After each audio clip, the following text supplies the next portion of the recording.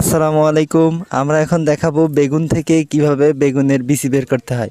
বেগুনের চারা উৎপাদনের জন্য প্রথমে এরকম পাকা বেগুন নিতে হবে। এর বয়স প্রায় 2.5 মাস মতো। গাছ থেকে সবচেয়ে বড় বড় বেগুনগুলো নিয়ে আসা হয়েছে। এই দেখেন এর গায়ের রং হালকা লাল আকার যখন ধারণ করেছে সেই সময় নিয়ে আসা হয়েছে। নিয়ে আসার পরে এখন আমরা এ থেকে বিচি বের করব। কিভাবে বিচি বের করতে হয়, তারপরে কি কি করতে হয় সব কিছু এখন ধারাবাহিকভাবে আমরা দেখাবো।